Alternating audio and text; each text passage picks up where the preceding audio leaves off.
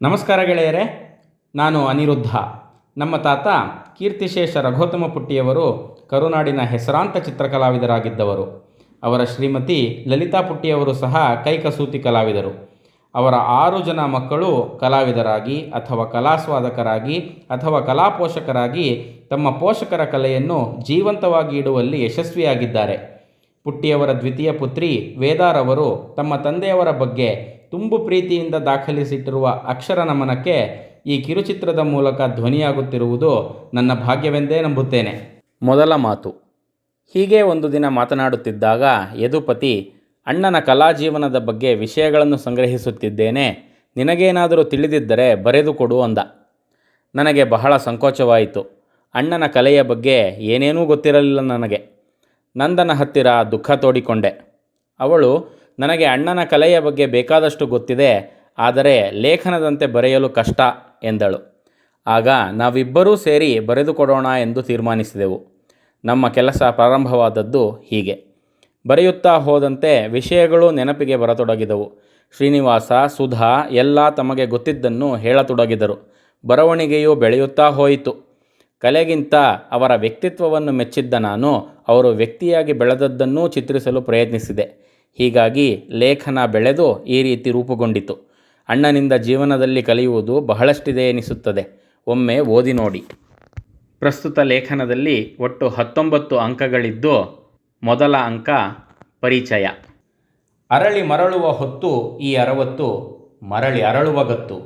ಈ ಪದಗುಚ್ಛ ಯಾರ ಸ್ವತ್ತೋ ನನಗೆ ಗೊತ್ತಿಲ್ಲ, ಆದರೆ ಇದನ್ನು ಅಣ್ಣನಿಗಾಗೇ ಬರೆದಂತಿದೆ. ಅವರ ಕಲಾಜೀವನ ಅಂದರೆ ನಿಜವಾದ ಜೀವನ ಪ್ರಾರಂಭವಾದದ್ದೇ ಅವರ ವೃತ್ತಿಯಿಂದ ನಿವೃತ್ತಿ ಪಡೆದ ಮೇಲೆ. A robust second innings. ಅವರು ಮುಂದೆ ಎಂದೂ ಹಿಂತಿರುಗಿ ನೋಡಲೇ ಇಲ್ಲ. ಅವರಾಯಿತು, ಅವರ ಕಲೆಯಾಯಿತು. ಹೀಗಿತ್ತು ಅವರ 60ರ ನಂತರದ ಜೀವನ. ಸಾಧನೆಗೆ ವಯಸ್ಸಿನ ತಡೆ ಬರಲೇ ಇಲ್ಲ. ತಮ್ಮ 92ನೇ ವಯಸ್ಸಿನಲ್ಲಿ ಅವರ ಜೀವನದ ಹಿರಿಯಾಸೆ ಈಡೇರುವ ಸಮಯ ಬಂದೇ ಬಿಟ್ಟಿತು. ಚಿತ್ರಕಲಾ ಪರಿಷತ್ತಿನಲ್ಲಿ ಅವರ ಏಕವ್ಯಕ್ತಿ ಚಿತ್ರಕಲಾ ಪ್ರದರ್ಶನಕ್ಕೆ ಅವಕಾಶವೂ ಸಿಕ್ಕಿಬಿಟ್ಟಿತು. ರಾಜ್ಯದ ಹಿರಿಯ ಕಲಾವಿದ ಎನಿಸಿಕೊಳ್ಳುವವರೆಲ್ಲರೂ ಹಂಬಲಿಸುವ ಅವಕಾಶ ಇದು. ಅಣ್ಣನಿಗೆ 92ನೇ ವಯಸ್ಸಿಗೆ, ಅಂದರೆ ಅವರ ಕಲಾಜೀವನದ 30 ವರ್ಷದ ಸುಮಾರಿಗೆ ಈ ಅವಕಾಶ ಲಭಿಸಿತು.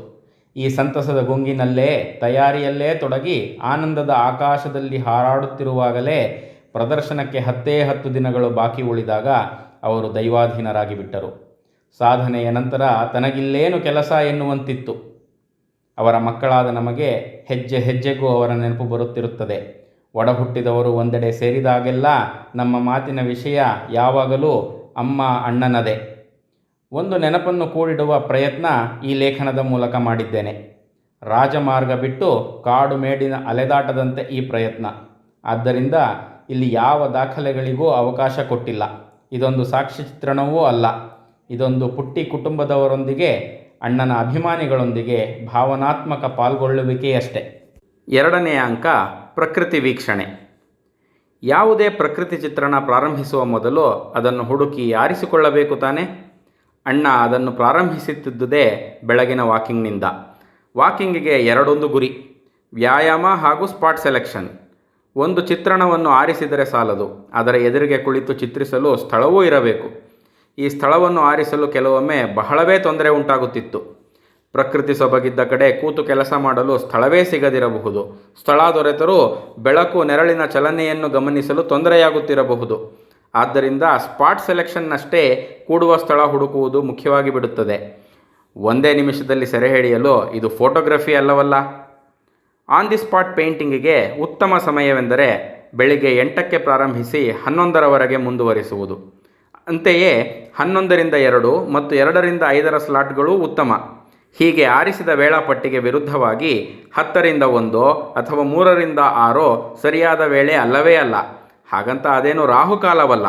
ಆದರೆ ಆ ವೇಳೆಗಳಲ್ಲಿ ನೆರಳು ಬೇಗ ಜಾಗ ಬದಲಾಯಿಸಿ ಬಿಡುವುದರಿಂದ ಬಣ್ಣ ಹಚ್ಚಲು ತೊಂದರೆಯಾಗುವುದಲ್ಲದೆ ತಪ್ಪುಗಳು ಉಂಟಾಗಿ ಚಿತ್ರಕಲೆ ಸೋಲುವುದು.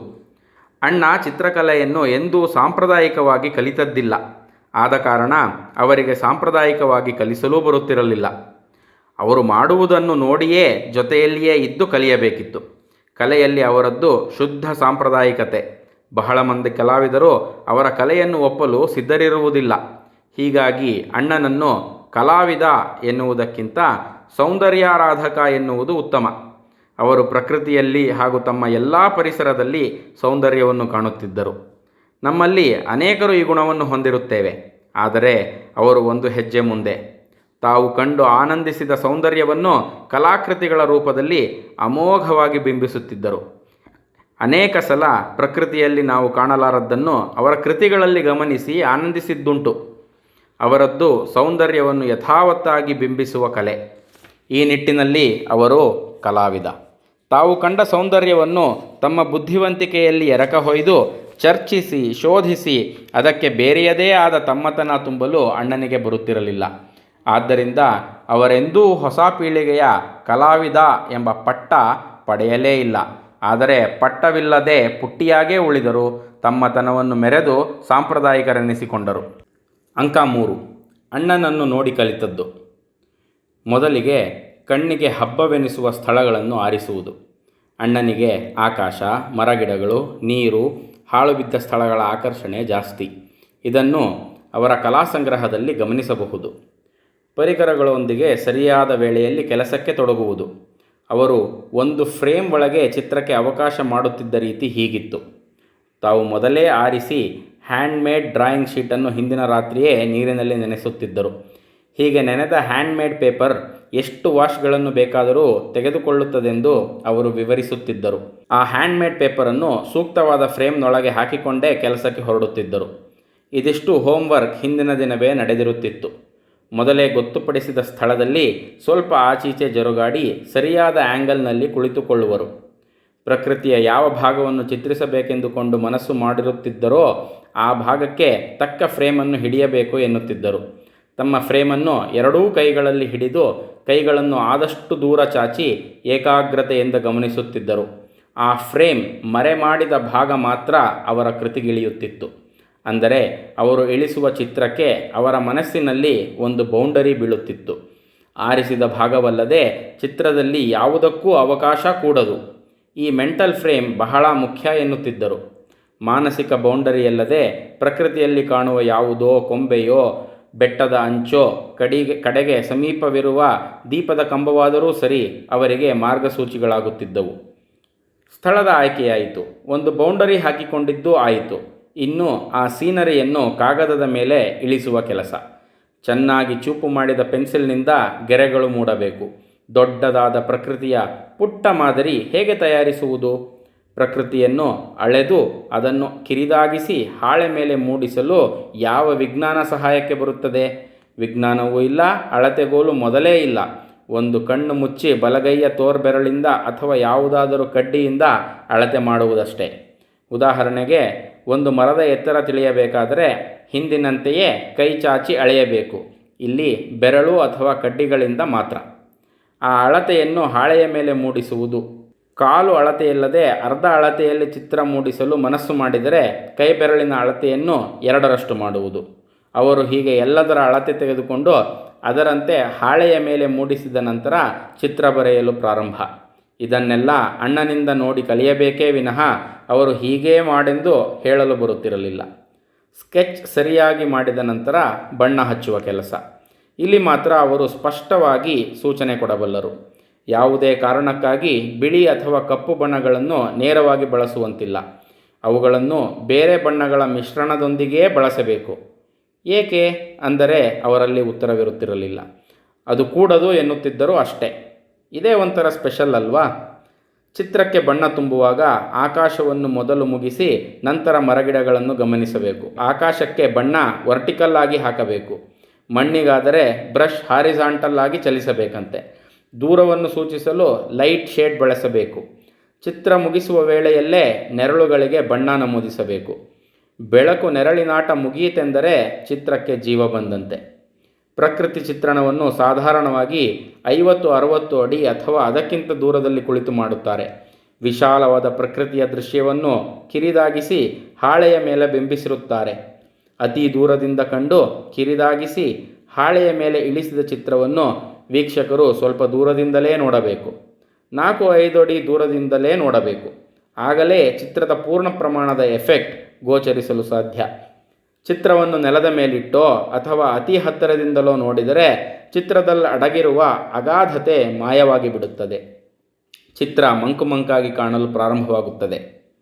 ಕುಸುರಿ ಕೆಲಸಗಳಿಲ್ಲದ ಮಾಸ್ ಎಫೆಕ್ಟ್ ಇರುವ ಚಿತ್ರಗಳನ್ನು ದೂರದಿಂದಲೇ ನೋಡಿ ಆನಂದಿಸಬೇಕು. ಇದು ಅಣ್ಣನ ಅಭಿಪ್ರಾಯ. ಅಂಕ 4, ಅಣ್ಣನ ವೈಶಿಷ್ಟ್ಯ. ಸಾಧಾರಣವಾಗಿ ಚಿತ್ರಕಲಾವಿದರಲ್ಲಿ ಕಾಣದ 2 ವಿಶೇಷತೆಗಳು ಅಣ್ಣನ ಕಲೆಯಲ್ಲಿ ಎದ್ದು ಕಾಣುತ್ತವೆ. ಒಂದು ಮಾಸ್ ಎಫೆಕ್ಟ್, ಎರಡನೆಯದು ತಂಪು. ಅಣ್ಣನ ಚಿತ್ರಗಳಲ್ಲಿ ಮೂಡಿರುವ ಮಾಸ್ ಎಫೆಕ್ಟ್ ಇನ್ನಾವ ಕಲಾವಿದರ ಕೃತಿಗಳಲ್ಲೂ ಕಾಣಲು ಸಾಧ್ಯವಿಲ್ಲ. ಎಲ್ಲರೂ ವಿವರಣೆಗಳಲ್ಲಿ ತೊಡಗಿ ಸೋಲುವಾಗ ಅಣ್ಣ ಬಣ್ಣ ಬದಲಾವಣೆಯಿಂದಲೇ ಸೊಗಸಾದ ಮಾಸ್ ಎಫೆಕ್ಟ್ ತರಿಸಿಬಿಡುತ್ತಾರೆ. ದೂರದಲ್ಲಿರುವ ಮರವೊಂದನ್ನು ತೋರಿಸಲು ಕೇವಲ ಗೆರೆಗಳಿಂದಲೇ ಆ ದೂರದ ನಿರೂಪಣೆ ನೀಡಿಬಿಡುತ್ತಾರೆ. ಹರಿಯುವ ನೀರಿನ ಎಫೆಕ್ಟ್ ಅವರ ಚಿತ್ರಗಳಲ್ಲಿ ಎಷ್ಟಿರುತ್ತದೆಂದರೆ ನಮ್ಮ ಕಿವಿಗಳಿಗೆ ನೀರಿನ ಮೊರೆತ ಕೇಳಿಸುವಂತೆ ಭಾಸವಾಗುತ್ತದೆ. ಇದು ಅವರ ಅದ್ಭುತ ವೈಶಿಷ್ಟ್ಯ. ಇನ್ನು ತಂಪು. ಅಣ್ಣನ ಚಿತ್ರಗಳು ಕಣ್ಣಿಗೆ ತಂಪು, ಮನಸ್ಸಿಗೆ ಉಲ್ಲಾಸ ತರುವಂತಹವು. ಎಲ್ಲಿ ಹುಡುಕಿದರೂ ಅವರ ಚಿತ್ರಗಳಲ್ಲಿ ಹಾರ್ಶ್ನೆಸ್ ಕಂಡುಬರುವುದಿಲ್ಲ. ಕ್ರೂರವಾದ ಹುಲಿಯನ್ನು ಚಿತ್ರಿಸುವಾಗಲೂ ಅವರೆಂದೂ ಅದನ್ನು ಹಾರ್ಶ್ ಆಗಿ ಚಿತ್ರಿಸಲಿಲ್ಲ. ಅವರ ಬಣ್ಣಗಳ ಆಯ್ಕೆಯೇ ಚಿತ್ರದ ವ್ಯಕ್ತಿತ್ವವನ್ನು ಹೊರಗೆಡಹುತ್ತಿದ್ದವು, ಬಣ್ಣಗಳ ಹಾರ್ಶ್ನೆಸ್ನಿಂದಲ್ಲ. ಕಲೆಯ ಗಂಧಗಾಳಿ ಇಲ್ಲದವರಿಗೂ ಅಣ್ಣನ ಕೃತಿಗಳು, ಅದರಲ್ಲೂ ವಿಶೇಷವಾಗಿ ಪ್ರಕೃತಿ ಚಿತ್ರಗಳು ಉಲ್ಲಾಸ ತಂದುಕೊಡುತ್ತಿದ್ದವು. ಕಾರಣ ಅವರ ಕಲೆ ಎಲ್ಲರನ್ನೂ ಪ್ರಕೃತಿಯ ಮಡಲಿಗೆ ಕರೆದೊಯ್ಯುತ್ತಿತ್ತು. ಅವರ ಚಿತ್ರಗಳನ್ನು ನೋಡುತ್ತಿದ್ದರೆ ತಂಪಾದ ಗಾಳಿ ಬೀಸುತ್ತಿದ್ದ ಅನುಭವವಾಗುವುದು. ಅದು ಅಣ್ಣನ ಕಲೆಯಲ್ಲಿರುವ ತಂಪು. ಅದೇ ಅವರ ಕಲೆಯ ಹಿರಿಮೆ. ಅಂಕ 5, ಅಣ್ಣನಲ್ಲಿ ಬಣ್ಣವೋ ಬಣ್ಣದಲ್ಲಿ ಅಣ್ಣನೋ. ಅಣ್ಣನಿಗೆ ಇಡೀ ಜಗತ್ತೇ ಜೀವನವೇ ವರ್ಣಮಯ. ಆಕಾಶ, ನೀರು, ಹಸಿರು ಕಂಡ ಕೂಡಲೇ ಅವರಲ್ಲಿ ಸ್ಫೂರ್ತಿ ಸಂಚಾರವಾಗಿ ಬಿಡುತ್ತಿತ್ತು. ಪ್ರಕೃತಿಯ ಬಣ್ಣದ ಸೊಗಸನ್ನು ಹಾಳೆಗಳ ಮೇಲೆ ಚಿತ್ರಿಸುವುದೆಂದರೆ ಅವರಿಗೆ ಎಲ್ಲಿಲ್ಲದ ಹುಮ್ಮಸ್ಸು. ಮೈ ಮರೆತು ಬಣ್ಣಗಳಲ್ಲಿ ಒಂದಾಗಿ ಬಿಡುತ್ತಿದ್ದರು. ಅಣ್ಣನಿಗೆ ಸ್ಯಾಪ್ ಗ್ರೀನ್ ಮೇಲೆ ವಿಶೇಷ ವ್ಯಾಮೋಹ. ಪಾಪ, ಅವರು ಕೊಳ್ಳುತ್ತಿದ್ದುದು ಅಥವಾ ಕೊಳ್ಳಲಾಗುತ್ತಿದ್ದುದು 12 ಬಣ್ಣಗಳ ಡಬ್ಬಿ ಮಾತ್ರ. ಅದರಲ್ಲಿ ಸ್ಯಾಪ್ ಗ್ರೀನ್ ಬರುತ್ತಿರಲಿಲ್ಲ. ತಾವೇ ಇರುವ ಬಣ್ಣಗಳ ಮಿತಿಯಲ್ಲಿಯೇ ಸ್ಯಾಪ್ ಗ್ರೀನನ್ನು ಸೃಷ್ಟಿಸಿಕೊಳ್ಳುತ್ತಿದ್ದರು. ಕ್ರೋಮ್ ಗ್ರೀನ್ ಜೊತೆ ಕಪ್ಪು ಬೆರೆಸಿ ಅವರು ತಯಾರಿಸುತ್ತಿದ್ದ ಸ್ಯಾಪ್ ಗ್ರೀನ್ ವಿಶೇಷವಾಗಿರುತ್ತಿತ್ತು. ಅದರಲ್ಲೇ ವೈವಿಧ್ಯತೆಗೆ ಅವಕಾಶ ಕಂಡುಕೊಂಡಿದ್ದರು. ಅವರು ಎಷ್ಟು ರೀತಿಯ ವಿವಿಧ ಛಾಯೆಗಳ ಹಸಿರನ್ನು ತಯಾರಿಸುತ್ತಿದ್ದರೆಂದರೆ ಬಹುಶಃ ಪ್ರಕೃತಿಯ ಹಸಿರೇ ಅವರಿಗೆ ಪಾಠ ಕಲಿಸಿತ್ತು ಎನಿಸುತ್ತದೆ. ಏಕೆಂದರೆ ಅಲ್ಲಿ ಕಲಿಯುವ ಪಾಠಕ್ಕೆ ಮಿತಿಯೇ ಇರುವುದಿಲ್ಲ. ಪುಸ್ತಕದ ಪಾಠ ಈ ರೀತಿಯ ವೈವಿಧ್ಯತೆ ತುಂಬಲು ಸಾಧ್ಯವೇ ಇಲ್ಲ. ಅದು ಮಿತಿಯೊಳಗಿನ ಕಲಿಕೆ. ಗ್ರೀನ್ ಎಫೆಕ್ಟ್ ತರಿಸಲು ಅವರು ಆಡುತ್ತಿದ್ದ ಬಣ್ಣಗಳ ಜೊತೆಗಿನ ಆಟದ ಒಂದು ಪುಟ್ಟ ವಿವರಣೆ ಇಲ್ಲಿದೆ. ಕ್ರೋಮ್ ಗ್ರೀನ್ ಪ್ಲಸ್ ಕೋಬಾಲ್ಟ್ ಒಂದು ವಿಶೇಷ ರೀತಿಯ ಹಸಿರು. ದೂರದ ಮರಗಿಡಗಳನ್ನು ಸೂಚಿಸಲು ಉಪಯೋಗಿಸುತ್ತಿದ್ದರು. ಏಕೆಂದರೆ ಈ ಬಣ್ಣ ಆಕಾಶದ ಬಣ್ಣದ ಜೊತೆ ಹೊಂದಿಕೊಂಡು ಬಿಡುತ್ತದೆ. ಆಕಾಶಕ್ಕೆ ಕೋಬಾಲ್ಟ್ ಬ್ಲೂ ಉಪಯೋಗಿಸಿ ಅದೇ ಕೋಬಾಲ್ಟ್ ಬ್ಲೂ ಅನ್ನು ಕ್ರೋಮ್ ಗ್ರೀನ್ ಜೊತೆ ಬೆರೆಸಿ ಉಪಯೋಗಿಸಿದಾಗ ಮರಗಿಡಗಳಿಗೆ ದೂರದ ಎಫೆಕ್ಟ್ ಬರುತ್ತದೆ ಎನ್ನುತ್ತಿದ್ದರು. ಇದೇ ಬಣ್ಣಕ್ಕೆ ನೀರು ಬೆರೆಸಿ ತಿಳಿ ಮಾಡಿಕೊಂಡರೆ ದೂರದ ಎಫೆಕ್ಟ್ ಜಾಸ್ತಿಯಾಗುವುದನ್ನು ಕಂಡುಕೊಂಡರು. ಇದನ್ನು ಕೇವಲ ಪರ್ಸ್ಪೆಕ್ಟಿವ್ಗಾಗಿ ಉಪಯೋಗಿಸುತ್ತಿದ್ದರು, ಆದರೆ ಕ್ಲಾರಿಟಿ ತರುವುದಕ್ಕಾಗಿ ಅಲ್ಲ. ಇನ್ನು Persian blue plus chrome for different shade, chrome green plus yellow ochre, chrome green plus vermilion ಇವುಗಳನ್ನು ಎಲೆಗಳ ಚಿಗುರನ್ನು ವ್ಯಕ್ತಪಡಿಸಲು ಬಳಸುತ್ತಿದ್ದರು. ಈ ಬಣ್ಣಗಳ ವಿವಿಧ ಛಾಯೆಗಳನ್ನು ಅವರು ಆರಿಸಿಕೊಂಡ ಹಸಿರುಗಳನ್ನು ವ್ಯಕ್ತಪಡಿಸಲು ಸಂದರ್ಭೋಚಿತವಾಗಿ ಬಳಸುತ್ತಿದ್ದರು. ದೂರದ ಗಿಡಮರ ಎಲೆಗಳು ಒತ್ತಾಗಿದ್ದಾಗ ಸ್ಯಾಪ್ ಗ್ರೀನ್ ಹಾಗೂ ಕಪ್ಪು ಮಿಶ್ರ ಮಾಡಿ ಬಳಸುತ್ತಿದ್ದರು. ಹೊಂಗೆ ಮರದಂಥ ಬ್ರೈಟ್ ಗ್ರೀನ್ಗಾಗಿ ಕ್ರೋಮ್ ಗ್ರೀನ್ ಮತ್ತು ಲಿಟಲ್ ಪರ್ಷಿಯನ್ ಬ್ಲೂ ಮತ್ತು ಗ್ಯಾಂಬಸ್ ಬೆರೆಸಿ ಮರಕ್ಕೆ ಜೀವ ತುಂಬುತ್ತಿದ್ದರು. ಕೆಲವು ಕಡೆ ಕ್ರೋಮ್ ಗ್ರೀನ್ ಮತ್ತು ಬರ್ಂಟ್ ಸೇನಾ ಬಳಸಿ ಸ್ಪೆಷಲ್ ಎಫೆಕ್ಟ್ ತರುತ್ತಿದ್ದರು. ಹೀಗೇಕೆಂದು ಕೇಳಿದರೆ ಅವರಿಗೆ ವಿವರಿಸಲು ತೋಚುತ್ತಿರಲಿಲ್ಲ. ಅಲ್ಲಿ ಅವರು ಅದನ್ನು ಕಾಣುತ್ತಿದ್ದರು ಅಷ್ಟೆ. ಅದು ಹಾಗೇನೆ ಅಂದ್ಬಿಡ್ತಿದ್ರು. ಅಣ್ಣನಿಗೆ ಹತ್ತಿರವಾದ ಮತ್ತೊಂದು ಬಣ್ಣವೆಂದರೆ ವ್ಯಾಂಡೈಕ್ ಬ್ರೌನ್. ಸ್ಯಾಪ್ ಗ್ರೀನ್ ಅಥವಾ ಬರ್ಂಟ್ ಸೇನಾ ಜೊತೆ ಪರ್ಷಿಯನ್ ಬ್ಲೂ ಬೆರೆಸಿ ಡಾರ್ಕ್ ಕೊಂಬೆಗಳು ಮರದ ಕಾಂಡಗಳಿಗೆ ಗಾಢತೆ ತರುತ್ತಿದ್ದರು. ಅದೇ ಕೊಂಬೆಗಳು ಲೈಟಾಗಿ ಕಾಣಬೇಕೆಂದರೆ ಕೊಂಬೆಗಳ ಮೇಲೆ ಬಿಸಿಲು ಬಿದ್ದಿರುವುದನ್ನು ತೋರಿಸಬೇಕಾದರೆ ಯೆಲ್ಲೋ ಓಕರ್ ಜೊತೆ ಬಿಳಿ ಬಣ್ಣ ಉಪಯೋಗಿಸುತ್ತಿದ್ದರು. ಈ ಕಾಂಬಿನೇಷನ್ ಬಳಸಿದರೆ ಅಲ್ಲಿ ಸ್ವಾಭಾವಿಕ ಬಣ್ಣ ಕಾಣಲು ಸಾಧ್ಯ ಎಂದು ಅವರಿಗೆ ಹೊಳೆಯುತ್ತಿತ್ತು. ಅನುಭವದಿಂದ ಕಂಡುಕೊಂಡರೇ ವಿನಃ ಇದು ಅವರಿಗೆ ಪುಸ್ತಕ ಜ್ಞಾನದಿಂದ ಬರಲಿಲ್ಲ. ಪ್ರಕೃತಿಯೇ ಅವರಿಗೆ ದಾರಿ ತೋರಿಸುತ್ತಿತ್ತು. ಹೆಚ್ಚಿಗೆ ಕೇಳಿದರೆ ಅಣ್ಣನಿಗೆ ಹೇಳಲೂ ಬರುತ್ತಿರಲಿಲ್ಲ. ಅಲ್ಲೇ ಇರತ್ತೆ ನೋಡು ಅಂತ ಸಿಟ್ಟು ಮಾಡ್ಕೋತಾ ಇದ್ರು. ನೀವು ನಂಬುತ್ತೀರಾ? ಅಣ್ಣ ಎಂದೂ ಉಪಯೋಗಿಸದೆಯೇ ಇರುವ ಬಣ್ಣವೂ ಒಂದಿದೆ, ಅದೇ ವಿರಿಡಿಯನ್ ಗ್ರೀನ್. ಅದನ್ನು ಅವರ ಬಹಳ ಹಾರ್ಷ್ ಎಂದು ತ್ಯಜಿಸಿಬಿಟ್ಟಿದ್ದರು. ಅದೇ ಬಣ್ಣವನ್ನು ಇತರ ಬಣ್ಣಗಳ ಜೋಡಣೆಯಿಂದ ತಯಾರಿಸಿ ಬಳಸಿದಾಗ ಅದರಲ್ಲಿ ಹಾರ್ಷ್ನೆಸ್ ಬರುವುದಿಲ್ಲವೆಂದು ಹೇಳುತ್ತಿದ್ದರು. ಅವರದು ಬಣ್ಣಗಳ ಬಗ್ಗೆ ಅಷ್ಟು ತಿಳಿಯಾದ ದೃಷ್ಟಿ. ಹೀಗೆ ಬಣ್ಣಗಳೊಂದಿಗೆ ಆಡುವುದೆಂದರೆ ಅಣ್ಣನಿಗೆ ಅಚ್ಚುಮೆಚ್ಚು. ತಮ್ಮ ಅನುಭವದಿಂದಲೇ ಬಣ್ಣಗಳ ಗುಣಗಳನ್ನು ಕಂಡುಕೊಳ್ಳುವುದಲ್ಲದೆ ಬಣ್ಣಗಳಲ್ಲಿ ಅವರು ಜೀವ ತುಂಬುತ್ತಿದ್ದರು. ಬಣ್ಣಗಳೇ ಅವರ ಜೀವನದ ವಿವಿಧ ಮಜಲುಗಳಾಗಿದ್ದವು. ಬಣ್ಣಗಳಲ್ಲೇ ಮುಳುಗೇಳುತ್ತಿದ್ದ ಅವರಿಗೆ ಜೀವನ ವರ್ಣಮಯವಾಗದಿರಲು ಹೇಗೆ ಸಾಧ್ಯ? ಅಣ್ಣನಲ್ಲಿ ಬಣ್ಣವೋ ಬಣ್ಣದಲ್ಲಿ ಅಣ್ಣನೋ ಎನ್ನುವುದು ತಾತ್ವಿಕ ಚಿಂತನೆಯಂತೆ ಕಾಣಬಹುದು. ಆದರೆ ಬಣ್ಣ ಅಣ್ಣ ಒಂದರಿಂದ ಮತ್ತೊಂದು ಬೇರೆಯಲ್ಲ. ಬಣ್ಣದಲ್ಲಿ ಅಣ್ಣ ಅಣ್ಣನಲ್ಲಿ ಬಣ್ಣ ಒಂದಾಗಿ ಬಿಟ್ಟಿದ್ದವು. ಇದರಿಂದಾಗಿಯೇ ಅವರ ಸಂಪೂರ್ಣ ಜೀವನ ವರ್ಣಮಯವಾಗಿದ್ದಂತೂ ನಿಸ್ಸಂಶಯ. ಸತ್ಯ ಸ್ಪಷ್ಟ ಕಾಮನ ಬಿಲ್ಲಿನಲ್ಲಿ ಕಾಣದ ಬಣ್ಣಗಳು ಅವರ ಕಣ್ಣಿಗೆ ಬೀಳುತ್ತಿತ್ತು. ರವಿ ಕಾಣದ್ದನ್ನು ಕವಿ ಕಾಣುವಂತೆ. ಸಾಮಾನ್ಯರು ಕಾಣದ ಬಣ್ಣಗಳನ್ನು ಅವರು ಪ್ರಕೃತಿಯಲ್ಲಿ ಗುರುತಿಸಿ ಆನಂದಿಸುತ್ತಿದ್ದರು. ಅದನ್ನು ತಮ್ಮ ಚಿತ್ರಗಳಲ್ಲಿ ಪ್ರತಿಬಿಂಬಿಸಲು ಪ್ರಯತ್ನಿಸುತ್ತಿದ್ದರು. ಅವರ ಜೀವನದಲ್ಲಿ ಕತ್ತಲೆಗೆ ಅವಕಾಶವೇ ಇರಲಿಲ್ಲ. ಎಲ್ಲ ಕಡೆ ಸೌಂದರ್ಯ ತುಂಬಿತ್ತು. ಅಂಕ 6. ಅಣ್ಣನ ಚಿತ್ರಗಳಲ್ಲಿ ನೆರಳು. ಅಣ್ಣನ ಚಿತ್ರಗಳಲ್ಲಿ ನೆರಳು ವಿಶೇಷ. ನಮಗೆಲ್ಲ ನೆರಳೆಂದರೆ ಕಪ್ಪು, ಆದರೆ ಅಣ್ಣನಿಗೆ ಅದು ಪರ್ಷಿಯನ್ ಬ್ಲೂ ಪ್ಲಸ್ ಕಾರ್ಮೈನ್. ಸೂರ್ಯ ಪ್ರಖರವಾಗಿದ್ದಾಗ ಬೀಳುವ ನೆರಳಿಗೆ ಈ ಬಣ್ಣಕ್ಕೆ ಕಡಿಮೆ ನೀರು ಬೆರೆಸಿ ಬಳಸುತ್ತಿದ್ದರು.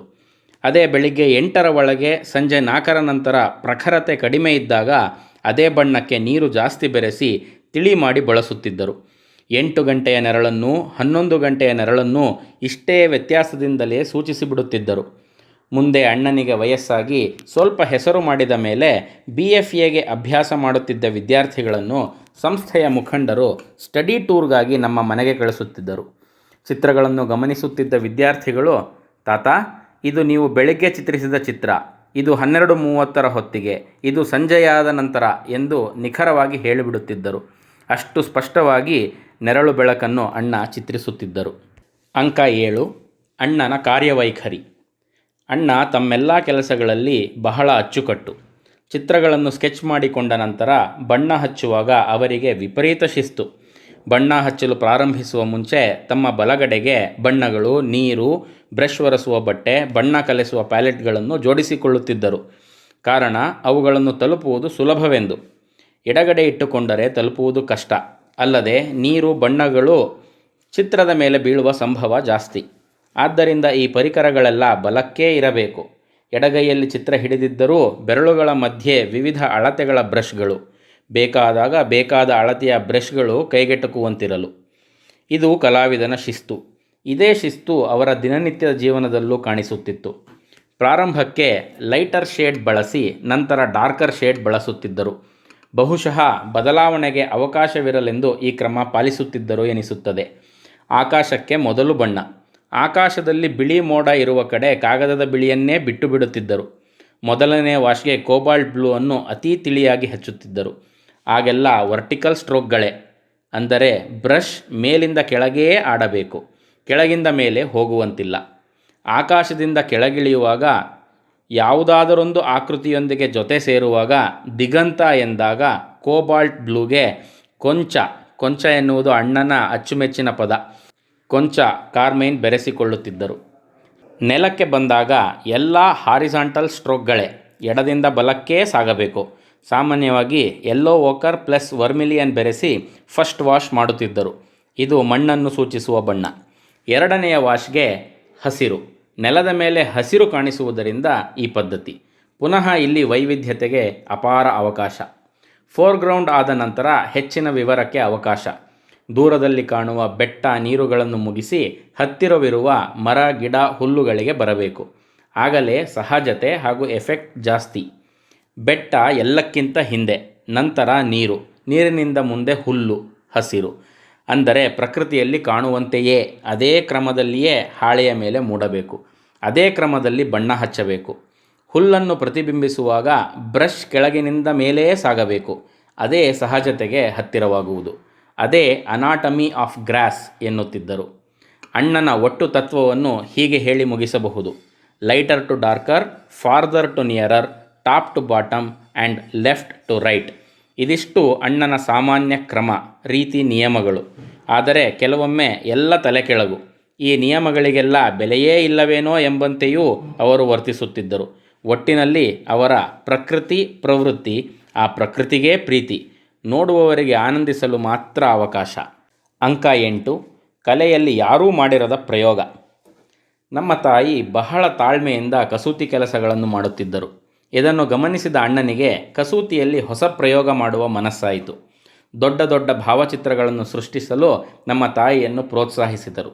ಅದರಲ್ಲಿ ಅಣ್ಣನ ಕಲೆಯೇ ಜಾಸ್ತಿ.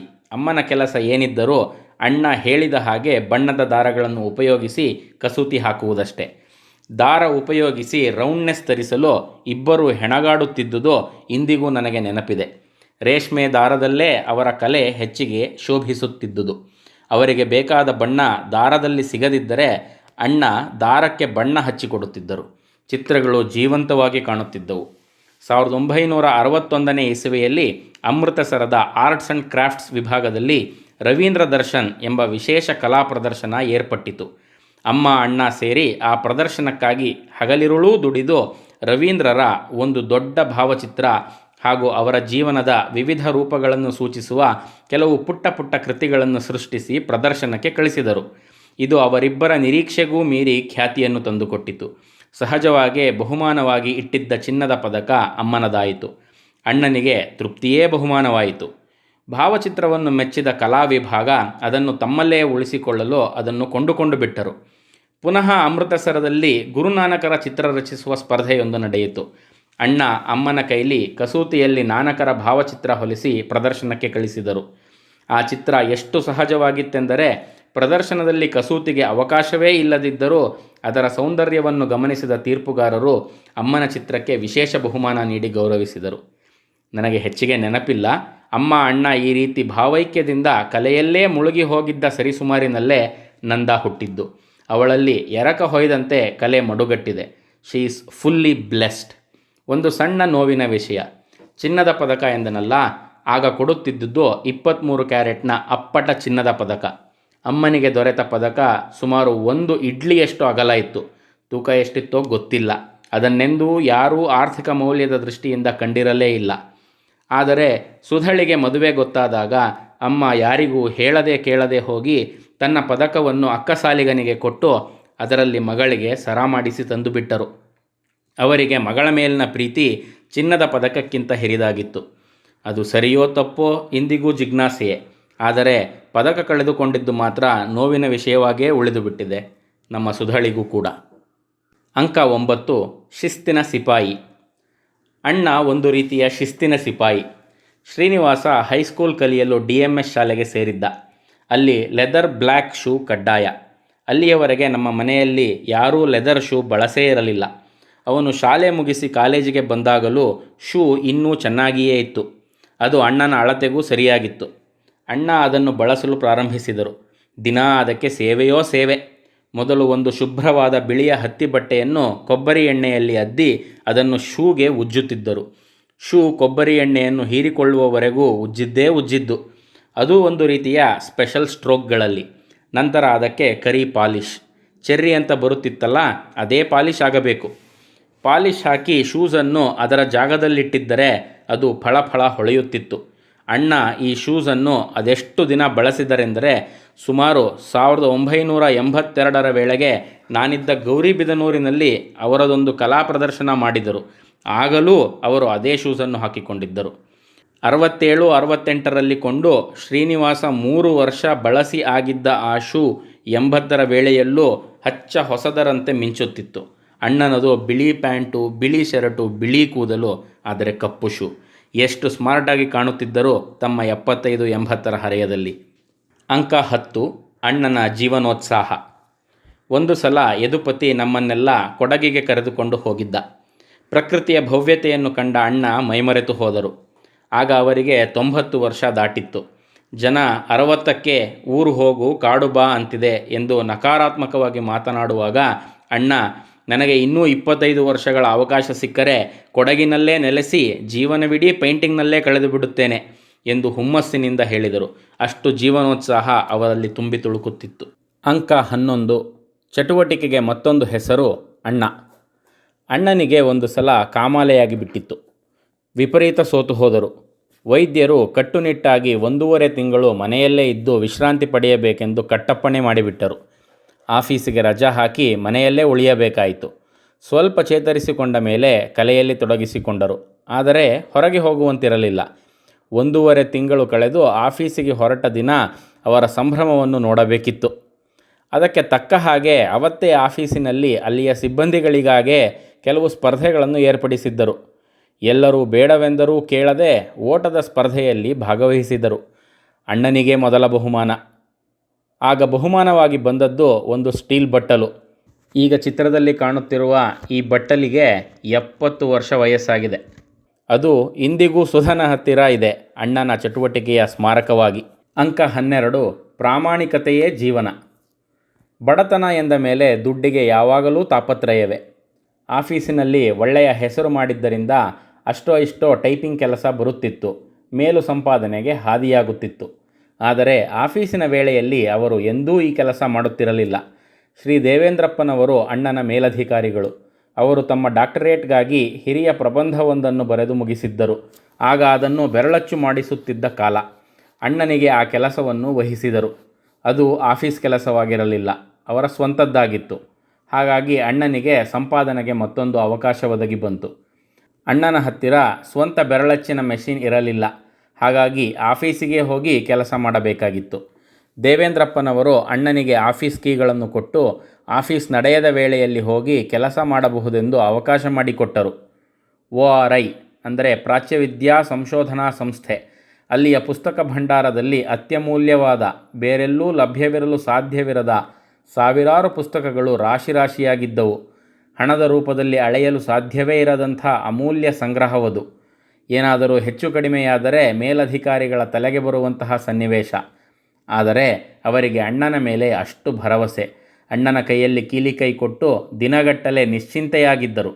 ಅಣ್ಣ ಪ್ರತಿದಿನ ಬೆಳಗಿನ ಜಾವ 4 ಗಂಟೆಗೆ ಹೋಗಿ ಟೈಪಿಂಗ್ ಕೆಲಸ ಮುಗಿಸಿ 6 ಗಂಟೆಗೆ ಮನೆಗೆ ಹಿಂತಿರುಗುತ್ತಿದ್ದರು. ಪುನಃ 9 ಗಂಟೆಗೆ ಆಫೀಸಿನಲ್ಲಿ ಹಾಜರು. ಜನ ಆಗ ಹೀಗೂ ದುಡಿಯುತ್ತಿದ್ದರೆಂದರೆ ನಂಬಿಕೆ ಬರುವುದಿಲ್ಲ ಅಲ್ಲವೇ? ಇವತ್ತೇನಾದರೂ ಒಬ್ಬ ಅಧಿಕಾರಿ ತನ್ನ ಕೈ ಕೆಳಗೆ ಕೆಲಸ ಮಾಡುವವರ ಕೈಯಲ್ಲಿ ಇಡೀ ಸಂಸ್ಥೆಯ ಬೀಗದ ಕೈಗಳನ್ನು ಕೊಟ್ಟು ಬಿಟ್ಟಿದ್ದು ಅವರ ಹಿರಿಯ ಅಧಿಕಾರಿಗಳಿಗೆ ತಿಳಿಯಿತೆಂದರೆ ಅವರು ಕೆಲಸ ಕಳೆದುಕೊಳ್ಳಬೇಕಾಗುತ್ತದೆ. ಆದರೆ ಆಗ ಕೆಲಸಗಳು ನಡೆಯುತ್ತಿದ್ದುದು ನಂಬಿಕೆಯ ಮೇಲೆ. ಬಹುಶಃ ನಂಬಿಕೆಗೆ ದ್ರೋಹ ಬಗೆಯುತ್ತಿದ್ದವರೂ ಕಡಿಮೆಯೇ. ಅಂಕ 13. ಅಣ್ಣನ ಸಮಾಧಾನ ಚಿತ್ತ.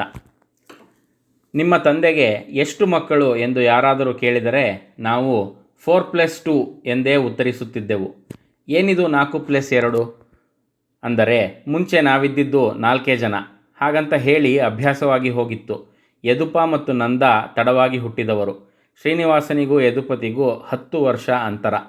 ಆದ್ದರಿಂದ ಆಮೇಲೆ ಹುಟ್ಟಿದ ಇಬ್ಬರನ್ನು ನಾವು ಬೇರೆಯಾಗೇ ಸೇರಿಸಿಕೊಂಡು 4+2 ಎಂದು ಹೇಳುತ್ತಿದ್ದೆವು. ಯದುಪತಿ ಹುಟ್ಟಿದಾಗ ನಮ್ಮಕ್ಕ ಸುಧಳಿಗೆ 19-20 ವರ್ಷವಿರಬೇಕು. ಒಂದು ದಿನ ಪೇಟೆಗೆ ಹೊರಟಾಗ ಸುಬ್ಬರಾಯನ ಕೆರೆ ಅಂಗಳದಲ್ಲಿ ಇಳಿದು ಕಾಲು ಹಾದಿಯಲ್ಲಿ ನಡೆಯುತ್ತಿದ್ದಾಗ ಅಣ್ಣ ಸುಧಳಿಗೆ, ಇನ್ನು ಮುಂದೆ ಅಮ್ಮ ನಿನಗೆ ತಾಯಿಯಲ್ಲ, ನೀನೇ ಅವಳಿಗೆ ತಾಯಿಯಾಗಬೇಕು. ಮನೆಗೆ ಪುಟ್ಟ ಮಗುವೊಂದು ಬರುತ್ತಿದೆ, ನೀನು ಅದನ್ನು ಚೆನ್ನಾಗಿ ನೋಡಿಕೊಳ್ಳಬೇಕು ಎಂದು ಹೇಳಿದರು. ಮಕ್ಕಳೇ ತಾಯಂದಿರಿಗೆ ಬಾಣಂತನ ಮಾಡುತ್ತಿದ್ದ ಕಾಲವದು. ಎಲ್ಲರ ಮನೆಗಳಲ್ಲೂ ಹೆಚ್ಚು ಕಡಿಮೆ ಇದೇ ಪರಿಸ್ಥಿತಿ.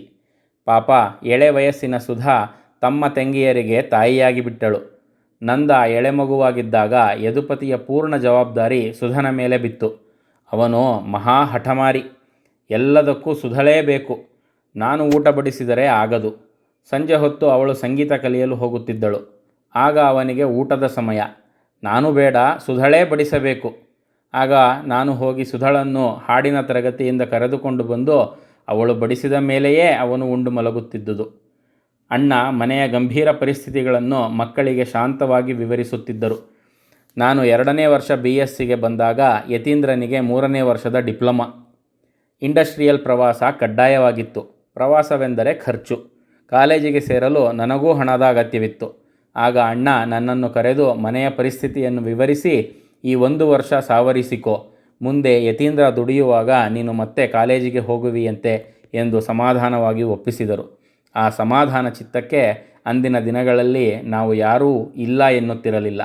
ಅಂಥ ಪ್ರೀತಿ ಹೊಂದಾಣಿಕೆ ನಮ್ಮ ಮನೆಯಲ್ಲಿತ್ತು. ಅಂಕ 14 ಕಲೆ ಮತ್ತು ಸಂಸಾರದಲ್ಲಿನ ಸಮತೋಲನ. ಅಮ್ಮ ಕಾಯಿಲೆ ಮಲಗಿದಾಗ ಮಾತ್ರ ಅಣ್ಣನ ಕಲೆ ಸುಪ್ತಾವಸ್ಥೆಗೆ ಜಾರಿಬಿಟ್ಟಿತು.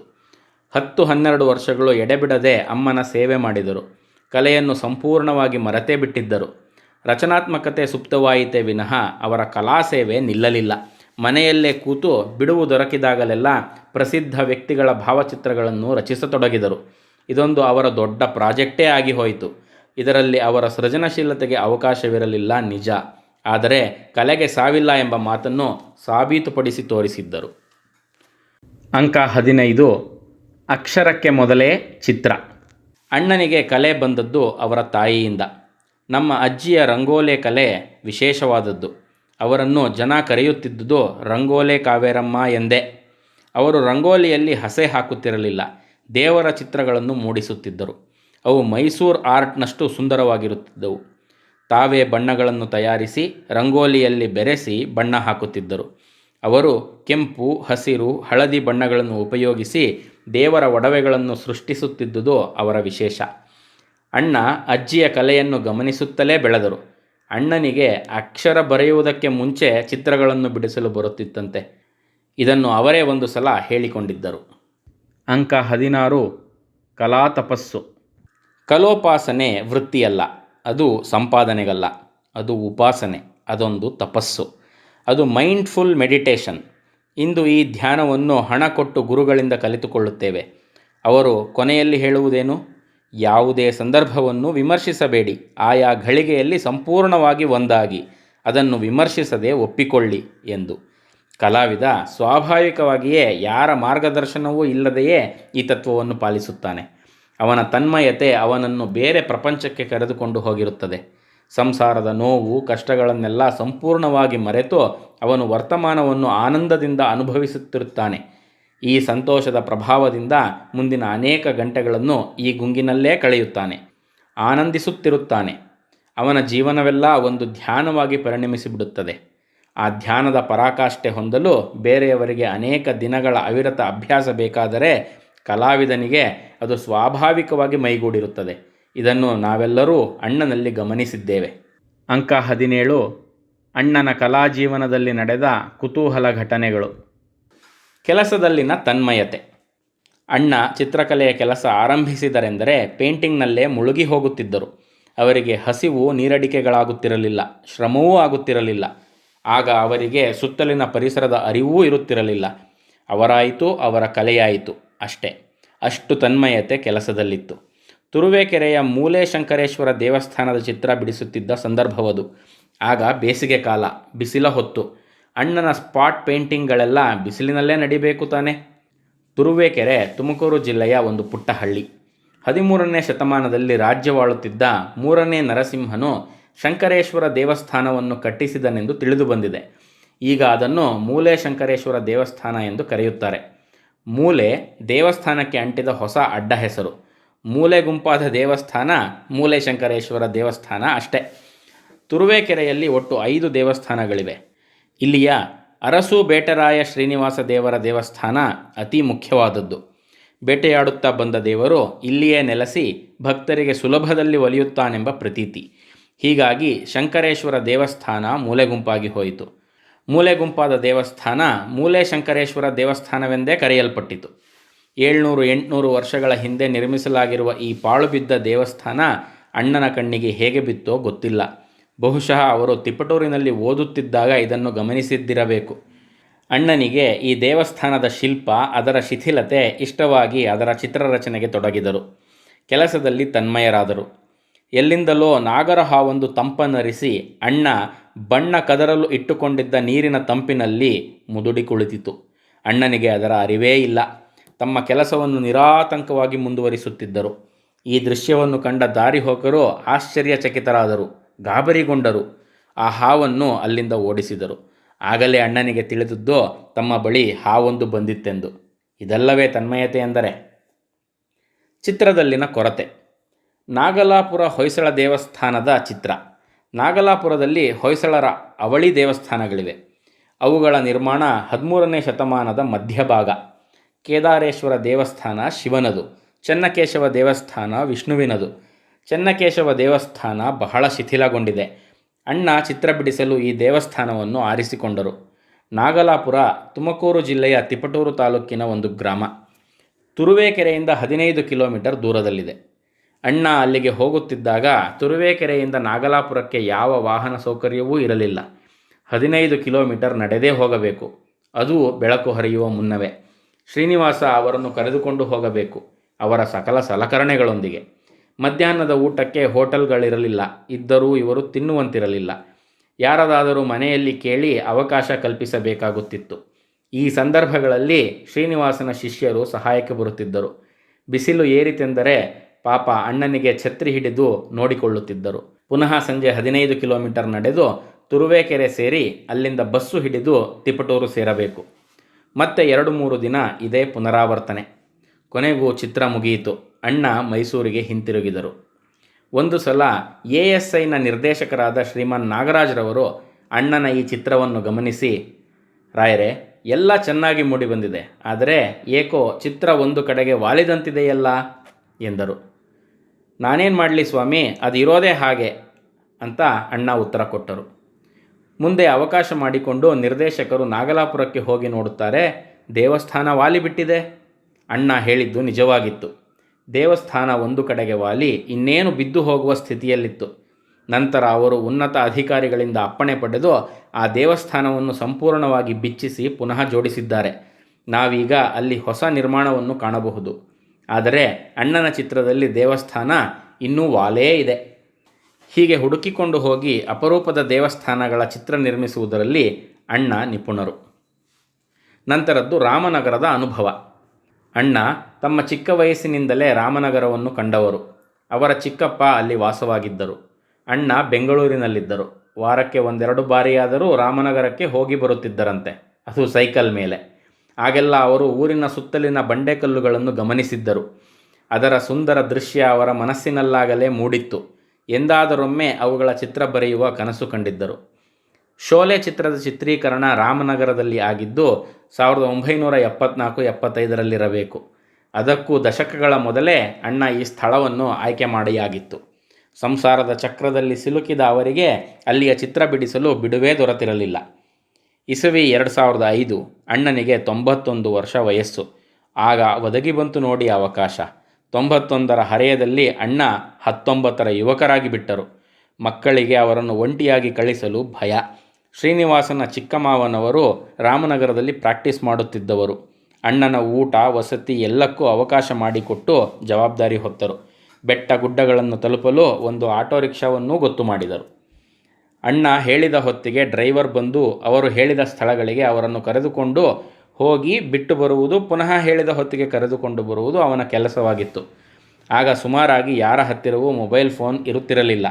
ಹೀಗಾಗಿ ಎಲ್ಲವೂ ಪೂರ್ವ ನಿಶ್ಚಿತವಾಗಿಯೇ ನಡೆಯುತ್ತಿತ್ತು. ಅಣ್ಣ ಹೇಳಿದ ಹೊತ್ತಿಗೆ ಸರಿಯಾಗಿ ತಯಾರಾಗಿ ನಿಂತಿರುತ್ತಿದ್ದರು. ಡ್ರೈವರು ಸಾವಕಾಶದ ಮನುಷ್ಯ. ಅಣ್ಣ ಅವನಿಗೆ ಕಾಯುತ್ತಲೇ ಇರಲಿಲ್ಲ. ತಮ್ಮ ಪಾಡಿಗೆ ತಾವು ನಡೆದುಕೊಂಡೇ ಹೊರಟು ಬಿಡುತ್ತಿದ್ದರು. ಮೈಲಿಗಟ್ಟಲೆ ನಡೆದು ಬಿಡುತ್ತಿದ್ದರು. ಡ್ರೈವರ್ಗೆ ಸ್ವಲ್ಪ ಅಸಮಾಧಾನ. ಗೊತ್ತು ಮಾಡಿದ ಹಣ ಸಾಲದೆಂದು. ಅಲ್ಲದೆ ಸಮಯ ಪಾಲನೆ ಕಷ್ಟವಾಗಿ ಬಿಡುತ್ತಿತ್ತು. ಈ ಮುದುಕರ ಕಟ್ಟುನಿಟ್ಟಿನ ಸ್ವಭಾವ ಅವನಿಗೆ ಕಿರಿಕಿರಿ. 1-2 ದಿನ ತಡೆದು ತನಗೆ ಹೆಚ್ಚಿಗೆ ಹಣ ಬೇಕೆಂದು ಕೇಳಿಯೇ ಬಿಟ್ಟ. ಅಣ್ಣ ಅವನ ಮಾತಿಗೆ ಒಪ್ಪಿದರು. ಮೌನವಾಗಿ ಹಣ ಪಾವತಿಸುತ್ತಿದ್ದರು.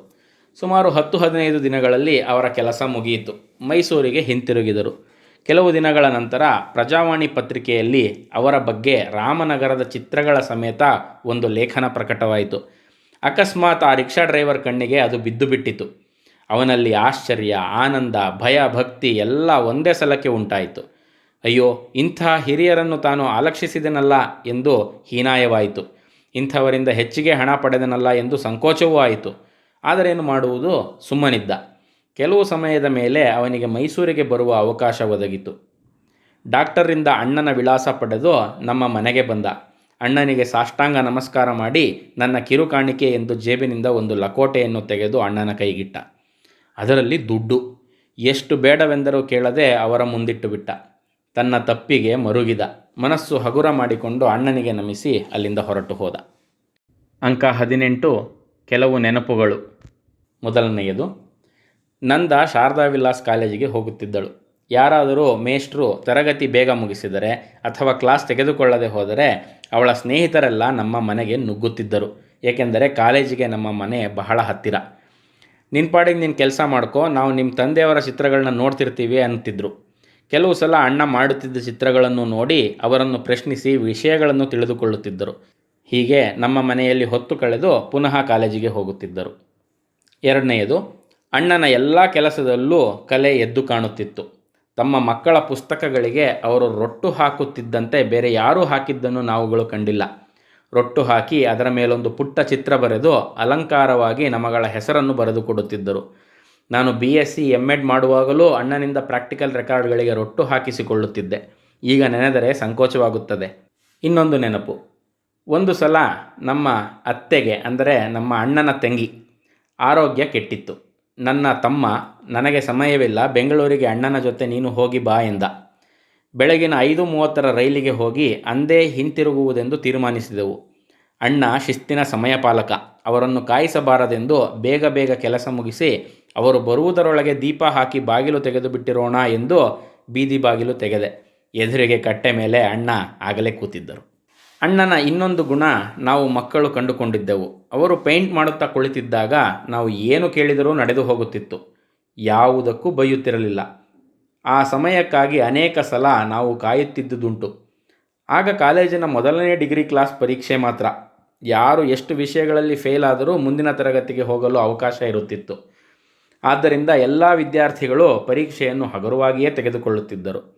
ಅಣ್ಣನಿಗೆ ಇದೆಲ್ಲ ಸರಿ ಬೀಳುತ್ತಿರಲಿಲ್ಲ. ಆಗ ಸುಧಾ BA ಮೊದಲನೆಯ ವರ್ಷದಲ್ಲಿದ್ದಳು. 2 ವಿಷಯಗಳಲ್ಲಿ ಫೇಲ್ ಆದಳು. Failed in 2 subjects but promoted ಅಂತ ಮಾರ್ಕ್ಸ್ ಕಾರ್ಡ್ ಬಂತು. ಅಣ್ಣನಿಗೆ ಹೇಗೆ ಹೇಳುವುದು? ಭಯ. ಸರಿ, ಅಣ್ಣ ಪೇಂಟಿಂಗ್ಗೆ ಕೂತಾಗ, ಅಣ್ಣ ಮಾರ್ಕ್ಸ್ ಕಾರ್ಡ್ ಬಂದಿದೆ, ಪಾಸು ಅಂದಳು. ಸರಿನಮ್ಮ ಅಂದುಬಿಟ್ಟರು. ಇನ್ನೊಂದು ನೆನಪು, ಅಣ್ಣನಿಗೆ ಪರಿಚಯವಿದ್ದ BAP ಭಟ್ ಎಂಬ ಕಲಾವಿದರು ರಾಮಕೃಷ್ಣಾಶ್ರಮ ಶಾಲೆಯಲ್ಲಿ ಡ್ರಾಯಿಂಗ್ ಶಿಕ್ಷಕರಾಗಿದ್ದರು. ಅಣ್ಣ ಹೋದ ಮೇಲೆ ನಂದನ ಮೊದಲನೇ ಚಿತ್ರಕಲಾ ಪ್ರದರ್ಶನದಲ್ಲಿ ಅಣ್ಣನ ನೆನಪಿಗಾಗಿ ಅವರು ಕಲೆಗಾಗಿ ಬಳಸುತ್ತಿದ್ದ ಕೆಲವು ಸಾಮಾನುಗಳನ್ನು ಜೋಡಿಸಿಟ್ಟಿದ್ದಳು. ಅದರಲ್ಲಿ ಅವರ ಕನ್ನಡಕವೂ ಇತ್ತು. ಅದನ್ನು ನೋಡಿದ ಭಟ್ಟರು ನಮ್ಮ ಅನುಮತಿ ಪಡೆದು ಅಣ್ಣನ ಕನ್ನಡಕವನ್ನು ಧರಿಸಿ ಅವರು ಪ್ರಕೃತಿಯನ್ನು ನೋಡುತ್ತಿದ್ದ ನೋಟ ನನಗೂ ಬರಲಿ ಎಂದು ಆಶಿಸಿ ಆನಂದಿಸಿದರು. ಮತ್ತೊಂದು ನೆನಪು, ಡಾಕ್ಟರ್ ನಾಗರತ್ನಮ್ಮ ನಮ್ಮ ಮನೆಯ ಹತ್ತಿರವೇ ವಾಸವಾಗಿದ್ದರು. ಒಮ್ಮೆ ಅಣ್ಣ ನಮ್ಮ ಮನೆಯಲ್ಲೇ ತಮ್ಮ ಚಿತ್ರಕಲಾ ಪ್ರದರ್ಶನವನ್ನು ಏರ್ಪಡಿಸಿದರು. ಪ್ರದರ್ಶನಕ್ಕೆ ಬಂದು ನೋಡಿ ಆನಂದಿಸಿದ ಆಕೆ ಅಣ್ಣನ ಕೈಗಳನ್ನು ಹಿಡಿದುಕೊಂಡು, ನನಗೆ ಇಂಥ ಅದ್ಭುತ ಚಿತ್ರಗಳನ್ನು ರಚಿಸಲಂತೂ ಸಾಧ್ಯವಿಲ್ಲ, ನಿಮ್ಮ ಈ ಕಲಾವಿದನ ಕೈಗಳನ್ನಾದರೂ ಮುಟ್ಟುವ ಸೌಭಾಗ್ಯ ನನ್ನದಾಯಿತಲ್ಲ ಎಂದು ಸಂತೋಷ ವ್ಯಕ್ತಪಡಿಸಿದರು. ಮತ್ತೊಂದು ನೆನಪು, ಶ್ರೀನಿವಾಸ ತಿಪಟೂರಿನಲ್ಲಿ ಕೆಲಸಕ್ಕೆ ಸೇರಿ ಅಲ್ಲೇ ನೆಲೆಸಿದ ಮೇಲೆ ಅಣ್ಣನನ್ನು ಹೆಗಲ ಮೇಲೇರಿಸಿಕೊಂಡು ಮೆರೆಸಿದ ಎನ್ನಬೇಕು. ಅಂದರೆ ಅನೇಕಾನೇಕ ಮೈಲಿಗಳನ್ನು ಕಾಡು ಮೇಡುಗಳಲ್ಲಿ ನಡೆಸಿಕೊಂಡು ಹೋಗಿ ಅವರಿಗೆ ಸಾಧ್ಯವಾದಷ್ಟು ವ್ಯವಸ್ಥೆಗಳನ್ನು ಮಾಡಿಕೊಟ್ಟು ಅವರು ಅನೇಕ ಹೊಯ್ಸಳ ದೇವಸ್ಥಾನಗಳ ಚಿತ್ರಗಳನ್ನು ರಚಿಸುವಂತೆ ಹುರಿದುಂಬಿಸಿದ. ಈ ಕಾಲ ಅಣ್ಣನ ಕಲಾಜೀವನದ ಗೋಲ್ಡನ್ ಪೀರಿಯಡ್ ಎನ್ನಬಹುದು. ಯತೀಂದ್ರ ಮನೆಯ ಆರ್ಥಿಕತೆಗೆ ಬೆಂಬಲವಾಗಿ ನಿಂತ. ಯದುಪತಿ ಎಲ್ಲಿಲ್ಲದ ಹುಮ್ಮಸ್ಸು ತುಂಬುತ್ತಿದ್ದ. ಹೆಣ್ಣು ಮಕ್ಕಳ ಮದುವೆಗಳಾಗಿ ನಾವು ನೆಲೆ ನಿಂತಿದ್ದೆವು. ಹೀಗಾಗಿ ಅಣ್ಣ ಮಾನಸಿಕವಾಗಿ, ದೈಹಿಕವಾಗಿ ತಮ್ಮನ್ನು ಸಂಪೂರ್ಣವಾಗಿ ಕಲೆಗೆ ಸಮರ್ಪಿಸಿಕೊಂಡು ಬಿಡಲು ಸಾಧ್ಯವಾಯಿತು.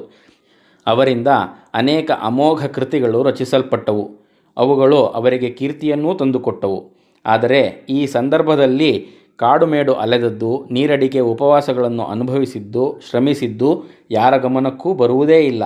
ಮನೆಯವರಾದ ನಮಗೆ ಅಷ್ಟಿಷ್ಟು ಗೊತ್ತು ಅಷ್ಟೇ. ಇನ್ನೊಂದು ನೆನಪನ್ನು ಹಂಚಿಕೊಳ್ಳುವುದಾದರೆ, ಸುಮಾರು 2010ನೇ ಇಸ್ವಿಯ ಸುಮಾರಿನಲ್ಲಿ ನಂದ ಸ್ಪಾಟ್ ಪೇಂಟಿಂಗಾಗಿ ಬಾದಾಮಿಗೆ ಹೋದಳು. ಅಲ್ಲಿ ದೇವಸ್ಥಾನವೊಂದನ್ನು ಚಿತ್ರಿಸುತ್ತಿದ್ದಾಗ ಅಲ್ಲಿಯ ಸ್ಥಳೀಯ ಯುವ ಕಲಾವಿದ ದಿನೇಶ್ ಎನ್ನುವವರು ಬಂದು ತಮ್ಮನ್ನು ಪರಿಚಯಿಸಿಕೊಂಡರು. ದಿನೇಶ್ರವರಿಗೆ ಹುಡುಕಿಟ್ಟುಕೊಂಡ ಸ್ಥಳಗಳಲ್ಲಿ ಕುಳಿತು ಚಿತ್ರ ರಚಿಸುವುದು ಮತ್ತು ಹೊರದೇಶಗಳ ಪ್ರವಾಸಿಗಳು ಬಂದು ಅದನ್ನು ಕೊಳ್ಳುವುದು ಇದೇ ಕೆಲಸವಾಗಿತ್ತು. ನಂದಾಳು ಮಾಡುತ್ತಿದ್ದ ಕೆಲಸವನ್ನು ನೋಡಿ ತಾವೂ ಸಹ ಅವಳು ಮಾಡುತ್ತಿದ್ದ ಪೇಂಟಿಂಗನ್ನೇ ಅವಳು ಮಾಡುತ್ತಿದ್ದ ರೀತಿಯಲ್ಲೇ ಮಾಡಲು ಆಸೆಪಟ್ಟು ಬಂದರು. ಅವರದೊಂದು ಬೇಡಿಕೆ ಹೀಗಿತ್ತು: ಮೇಡಮ್, ನೀವು ತಪ್ಪು ತಿಳಿಯಲ್ಲ ಅಂದರೆ ನೀವು ಬಳಸ್ತಿರೋ ನಿಮ್ಮ ತಂದೆಯವರ ಫ್ರೇಮ್ನಲ್ಲಿ ನನ್ನ ಡ್ರಾಯಿಂಗ್ ಶೀಟ್ ಹಾಕಿ ಪೇಂಟ್ ಮಾಡಲು ಅವಕಾಶ ಕೊಡ್ತೀರಾ ಅಂತ ಕೇಳಿಕೊಂಡರು. ಅದು ಅಣ್ಣನ ಬಗ್ಗೆ ಅವರಿಗಿದ್ದ ಗೌರವವನ್ನು ಸೂಚಿಸುತ್ತದೆ. ಇಲ್ಲಿ ದಾಖಲಿಸಬಹುದಾದ ಇನ್ನೊಂದು ನೆನಪು: ಅಣ್ಣನ ಚಿತ್ರಕಲಾ ಪ್ರದರ್ಶನಕ್ಕೆ ಭೇಟಿ ಕೊಟ್ಟ ಒಬ್ಬ ಯುವಕನಿಗೆ ಅಣ್ಣನ ಚಿತ್ರ ರಿಫ್ಲೆಕ್ಷನ್ ಬಹಳ ಹಿಡಿಸಿ ಅವನು ಹೀಗೆ ಬರೆದಿಟ್ಟಿದ್ದಾನೆ: Raghuttama Putti's art is so very great that it reaches our heart without a moment's thought. Specially the morning reflection is full of perfection. All these paintings have real beauty. Many thanks to mister Putti. ಅಂಕ 19. ಕಲಾವಿದ ತಂದೆಯಲ್ಲಿ ನಾನು ಕಂಡ ವ್ಯಕ್ತಿತ್ವ. ಒಬ್ಬ ತಂದೆಯನ್ನು ಕಲಾವಿದನಾಗಿ ಸ್ವೀಕರಿಸುವುದು, ಕಲಾವಿದನನ್ನು ತಂದೆಯಾಗಿ ಪಡೆಯುವುದು ಅನೇಕರಿಗೆ ಪರಿಚಿತ ವಿಷಯ. ಕಲಾವಿದನಾಗಿ ಬೆಳೆಯುತ್ತಿರುವ ತಂದೆಯನ್ನು ಕಾಣುವುದು ಬಹಳ ಅಪರೂಪ. ಏಕೆಂದರೆ ಸಾಧಾರಣವಾಗಿ ಮನುಷ್ಯ ತನ್ನ ಗುರಿ ಸಾಧಿಸುವುದು ತನ್ನ ಯೌವನದಲ್ಲೇ. ಆದರೆ ನಮ್ಮ ತಂದೆಯವರ ಜೀವನದಲ್ಲಿ ಹೀಗಾಗಲಿಲ್ಲ. ಬಾಲ್ಯ ಯೌವನದ ದಿನಗಳಲ್ಲಿ ಅವರಿಗೆ ಜೀವನದ ಪ್ರೌಢ ಜವಾಬ್ದಾರಿಗಳು ಬಿದ್ದು ಅದನ್ನೆಲ್ಲ ನಿಭಾಯಿಸಿದ ನಂತರವೇ ಅವರಿಗೆ ನಿಜವಾದ ಅರ್ಥದಲ್ಲಿ ಯೌವನ ಬಂದಿದ್ದು. ಆದರೆ ಹುರುಪಿನ ಜೀವನ ಅವರ 60ರಿಂದ 92 ವರ್ಷಗಳ ನಡುವೆಯೇ. ಬಾಲ್ಯದಲ್ಲೇ ತಂದೆಯನ್ನು ಕಳೆದುಕೊಂಡ ಅವರ ಮೇಲೆ ತಾಯಿ ಹಾಗೂ 4 ಜನ ಸಹೋದರಿಯರ ಜವಾಬ್ದಾರಿ. ನಂತರ ತಮ್ಮದೇ ಆದ ಸಂಸಾರದ 6 ಮಕ್ಕಳ ಜವಾಬ್ದಾರಿ ಬಿತ್ತು. ಸಂಸಾರ ತೂಗಿಸುವಲ್ಲೇ ದಿನದ 13 ಗಂಟೆಗಳನ್ನು ದುಡಿತಕ್ಕಾಗಿ ಮೀಸಲಾಗಿಸಿದ್ದರು. ಅವರ ಕಲೆ ಸುಪ್ತಾವಸ್ಥೆ ಸೇರಿಬಿಟ್ಟಿತು. ಅದು ಪುಟಕ್ಕಿಟ್ಟ ಚಿನ್ನವಾಗಿ ಹೊರಬಂದು ಪ್ರಖರಿಸಲು ಪ್ರಾರಂಭವಾದದ್ದು ನನ್ನ ತಮ್ಮ ತನ್ನ 17ನೇ ವಯಸ್ಸಿಗೆ ಕೆಲಸಕ್ಕೆ ಸೇರಿ ಸಂಸಾರದ ಭಾರಕ್ಕೆ ಭುಜ ಕೊಟ್ಟ ನಂತರವೇ. 5 ವರ್ಷಗಳಿಗೊಮ್ಮೆ ಸಾಲ ಮಾಡು, ಹೆಣ್ಣು ಮಕ್ಕಳ ಮದುವೆ ಮಾಡು, ನಂತರ 5 ವರ್ಷ ಆ ಸಾಲ ತೀರಿಸು. ಇದು ಅವರ ಜೀವನದ ಕ್ರಮವಾಗಿತ್ತು. ಅದೇ ಸಹಜತೆಯೇನೋ ಎನ್ನುವಷ್ಟು ಸಹಜವಾಗಿ ಬಿಟ್ಟಿತ್ತು. ಈ ಪರಿಸರದಲ್ಲಿ ಬೆಳೆದ ನಮಗೆ ಮನೆಯ ವಾತಾವರಣವೇ ನೀತಿಪಾಠ ಮಿತವ್ಯಯ ಕಲಿಸುತ್ತಿತ್ತು. ಸಂಸಾರದ ಕಷ್ಟ ಸುಖಗಳಲ್ಲಿ ಸಕ್ರಿಯವಾಗಿ ಭಾಗವಹಿಸುವುದನ್ನು ಇಂದು ಮಕ್ಕಳಿಗೆ ನಾವು ಕಲಿಸುವುದೇ ಇಲ್ಲ. ಆದರೆ ಅಂದು ನಾವು ಬಡತನದ ವಾತಾವರಣದಲ್ಲೇ ಅತ್ಯುತ್ತಮವಾದ, ನಾವಿಂದು ನಮ್ಮ ಮಕ್ಕಳಿಗೆ ಕಲಿಸಿಕೊಡಲು ಅಸಾಧ್ಯವೇನೋ ಎನ್ನುವಂತಹ ಸಂಸ್ಕಾರವನ್ನು ಪಡೆದವು. ಅಣ್ಣನಿಂದ ಕಲೆ, ಅದು ನಮ್ಮ ಮಿತಿಗೆ ತಕ್ಕಂತೆ ಪಡೆದವು. ಆದರೆ ಜೀವನದ ಕಲೆ ಅದು ನಮಗೆ ಯಥೇಚ್ಛವಾಗಿ ದೊರಕಿತು. ಈ ಸಮಯದಲ್ಲಿ ನನಗೆ ಕೆಲವು ಸಂದರ್ಭಗಳು ನೆನಪಿಗೆ ಬರುತ್ತಿವೆ. ಅವು ನನ್ನ ಮೇಲೆ ಅತ್ಯಂತ ಪ್ರಭಾವ ಬೀರಿದ ಘಟನೆಗಳಾಗಿವೆ. ನಮ್ಮ ತಂದೆ ಮಹಾಸ್ವಾಭಿಮಾನಿ. ಅವರು ಟೋಟಲಿ ಸೆಲ್ಫ್ ಮೇಡ್ ಕೂಡ. ಯಾರಿಗೂ ಯಾವ ಸಂದರ್ಭದಲ್ಲೂ ಶರಣಾದವರಲ್ಲ, ತಮ್ಮ ನಿಲುವನ್ನು ಬಿಟ್ಟುಕೊಟ್ಟವರಲ್ಲ. ಈಗ್ಗೆ ಕೆಲವು ವರ್ಷಗಳ ಹಿಂದೆ ಸ್ವಾತಂತ್ರ್ಯ ಹೋರಾಟಗಾರರಿಗೆ ಪಿಂಚಣಿ ಕೊಡುವ ಒಂದು ಕಾರ್ಯಕ್ರಮವನ್ನು ಸರ್ಕಾರ ಜಾರಿಗೆ ತಂದಿತು. ಸ್ವಾತಂತ್ರ್ಯ ಚಳುವಳಿಯಲ್ಲಿ ಭಾಗವಹಿಸಿ ಆಗ ಜೈಲುವಾಸ ಅನುಭವಿಸಿದ್ದರೆ ನೀವು ತಾಮ್ರಪತ್ರಗಳನ್ನು ಪಡೆದು ಪಿಂಚಣಿಗೆ ಅರ್ಜಿ ಹಾಕಿಕೊಳ್ಳಬಹುದೆಂದು ಪ್ರಚಾರ ಮಾಡಿತು ಸರ್ಕಾರ. ಅಣ್ಣ ತಮ್ಮ ಯೌವನದ ದಿನಗಳಲ್ಲಿ ಸ್ವಾತಂತ್ರ್ಯಕ್ಕಾಗಿ ಕೈ ಎತ್ತಿದವರು. ತುಮಕೂರಿನಲ್ಲಿ ಜೈಲುವಾಸ ಅನುಭವಿಸಿದ್ದರು. ಅಣ್ಣ, ನೀವೇಕೆ ತಾಮ್ರಪತ್ರ ಪಡೆದು ಪಿಂಚಣಿಗೆ ಅರ್ಜಿ ಹಾಕಬಾರದು ಎಂದು ನಾನು ಕೇಳಿದೆ. ಹೋಗಮ್ಮ ಹೋಗೋ, ಸರ್ಕಾರದ ಮುಂದೆ ತಾಮ್ರಪತ್ರ, ತಾಳೆಗರಿ ಪತ್ರ ಅಂತ ಭಿಕ್ಷಾಪಾತ್ರೆ ಒಡ್ಡಬೇಕೆಂದು ನಾನಾಗ ಹೋರಾಟಕ್ಕೆ ಹೋಗಿರಲಿಲ್ಲ. ಸ್ವತಂತ್ರ ನಮ್ಮ ಗುರಿಯಾಗಿತ್ತು. ಅದಕ್ಕಿಂತ ಹೆಚ್ಚಿನ ಆಸೆ ನನಗೇನೂ ಇರಲಿಲ್ಲ. ಆ 3 ಕಾಸು ಬರದಿದ್ದರೆ ನಾನೇನು ಬಡವನಾಗಿ ಬಿಡುವುದಿಲ್ಲ ಎಂದು ಬಿಟ್ಟರು. ಪ್ರಶ್ನೆ ಕೇಳಿದ ನನಗೆ ಅವರ ಈ ನಿಸ್ವಾರ್ಥ ಮನೋಭಾವ ಕಲಿಸಿದ ಪಾಠ ಬೇರೆಲ್ಲಿ ಸಿಗಬೇಕು? ಇನ್ನೊಂದು ಸಂದರ್ಭ. ನಮ್ಮ ಅಜ್ಜಿ ವಿಧವೆ. ಗಂಡ ಸರ್ಕಾರಿ ನೌಕರಿಯಲ್ಲಿದ್ದಾಗಲೇ ಸಾವನ್ನಪ್ಪಿದ್ದು. ಆದರೆ ಆಗಿನ ಸಂದರ್ಭದಲ್ಲಿ ಅವರಿಗೆ ಯಾವ ಪಿಂಚಣಿಯೂ ಬರುತ್ತಿರಲಿಲ್ಲ. ನಮ್ಮ ತಂದೆಯೇ ಅವರಿಗೆ ಆಶ್ರಯ. ಮತ್ತೊಮ್ಮೆ ಸರಕಾರ ವಿಧವೆಯರಿಗೆ ಪಿಂಚಣಿಯ ಯೋಜನೆ ಜಾರಿಗೆ ತಂದಿತು. ನಮ್ಮ ಅಜ್ಜಿಯ ಅನೇಕ ಪರಿಚಿತರು ಅವಕಾಶವನ್ನು ಉಪಯೋಗಿಸಿಕೊಂಡರು. ಆದರೆ ನಮ್ಮಜ್ಜಿಗೆ ಮಗನನ್ನು ಕೇಳುವ ಧೈರ್ಯವಿರಲಿಲ್ಲ. ಆದರೆ ಅವಕಾಶವನ್ನು ಬಿಡಲೂ ಮನಸ್ಸಿಲ್ಲ. ಅಂದಿನ ನಮ್ಮ ಮನೆಯ ಸಂದರ್ಭದಲ್ಲಿ ಅದೂ ಒಂದು ವ್ಯಕ್ತಿಯ ವರಮಾನವೇ ಆಗುತ್ತಿತ್ತು. ನಮ್ಮ ಅಜ್ಜಿ ಹೆದರುತ್ತಾ, ರಾಘಣ್ಣ, ಪಿಂಚಣಿಗಾಗಿ ನಾನೂ ಅರ್ಜಿ ಸಲ್ಲಿಸುತ್ತೇನೆ, ಮನೆಗೆ ಸ್ವಲ್ಪ ಸಹಾಯವಾಗಬಹುದು ಎಂದರು. ನಮ್ಮ ತಂದೆಗೆ ತಡೆಯಲಾಗದಷ್ಟು ಸಿಟ್ಟು ಬಂದುಬಿಟ್ಟಿತ್ತು. ಹೌದು, ಖಂಡಿತ ಅರ್ಜಿ ಹಾಕು. ನಿನ್ನ ಮಗ ನಿನ್ನನ್ನು ಸಾಕಲಾರದ ಅಸಹಾಯಕ. ನೀನು ನಿರ್ಗತಿಕಳು. ಸರ್ಕಾರ ನಿನ್ನನ್ನು ಸಾಕಬೇಕಾಗಿದೆ. ಖಂಡಿತ ಅರ್ಜಿ ಹಾಕು ಎಂದು ಹೇಳಿ ಆ ಜಾಗ ಬಿಟ್ಟು ಎದ್ದು ಹೊರಟು ಹೋದರು. ಅದೇ ಕಡೆ ನಮ್ಮ ಅಜ್ಜಿ ಮತ್ತೊಮ್ಮೆ ಆ ಬಗ್ಗೆ ಮಾತೇ ಎತ್ತಲಿಲ್ಲ. ಸಹಾಯ ಮನೆಯ ಬಾಗಿಲಿಗೇ ಬಂದರೂ ಅದು ನನಗೆ ಅವಶ್ಯಕವಿಲ್ಲ, ನನ್ನ ದುಡಿಮೆಯಲ್ಲಿ ನನಗೆ ತೃಪ್ತಿ ಇದೆ ಎಂದು ನಂಬಿದ್ದವರು ಅವರು.